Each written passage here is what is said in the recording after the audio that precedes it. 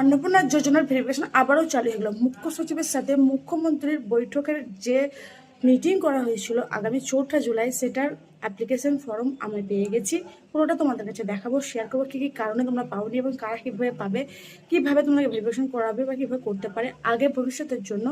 যা যা অন্নপূর্ণা ভান্ডারের তথ্য একদম জিনুইন সরকারি পোর্টাল থেকে যে আমরা অ্যাপ্লিকেশন পেয়েছি, এই নোটিফিকেশন পেয়েছি, সেটাই তোমাদের কাছে শেয়ার করবো। Government of West Bengal official chief security এইটি একটি মিটিং অ্যারেঞ্জ করেছে 4/7/2026 তারিখে।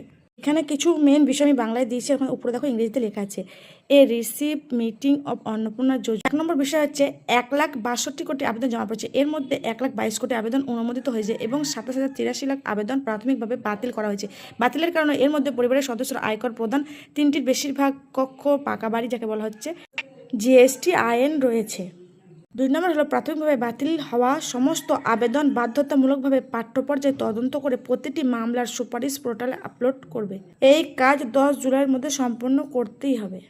3 নম্বর, আবেদনকারীর অতিরিক্ত দাবি আপত্তি গ্রহণের জন্য বিদ্যমান পোর্টাল এনআইসি একটি নতুন ব্যবস্থা তৈরি করবে। প্রাপ্ত আপত্তিগুলি তদন্ত করে পোর্টাল আপলোড করতে হবে। অফলাইনে আবেদন ডিজিটাইজেশন, প্রাথমিকভাবে বাতিল হওয়া আবেদনগুলি তদন্ত ও সুপারিশ আপলোডের কাজ 10 জুলাইয়ের মধ্যে সম্পূর্ণ করতে হবে। নির্দেশিকা পূর্ণ ব্যক্ত করা হয়েছে। ব্যাংক সংক্রান্ত ও আধার সংক্রান্ত 5 নম্বর সমস্যায় কোনো সমস্যা থাকলে এটা জেলা শাসকের অধীনেই পড়বে। 6 নম্বর বিষয় হচ্ছে মহিলা ও শিশু কল্যাণ সমাজ কল্যাণ দপ্তর প্রকাশ করেছেন যে বহু উপভোক্তা ইতিমধ্যে সুবিধা পেলে কিছু ক্ষেত্রে আরও তদন্ত প্রয়োজন রয়েছে যাতে কোনো যোগ্য উপভোক্তা বঞ্চিত না হন। তাই সমস্ত আবেদন বাধ্যতামূলকভাবে তদন্ত করে আপলোড করার নির্দেশিকা হয়েছে যাতে কোনো যোগ্য ব্যক্তি তালিকাভুক্ত না হন এবং কোনো যোগ্য ব্যক্তি বাদ না পড়েন। পরবর্তী আলোচনা ও মিটিং হবে 1 আগস্ট 2026।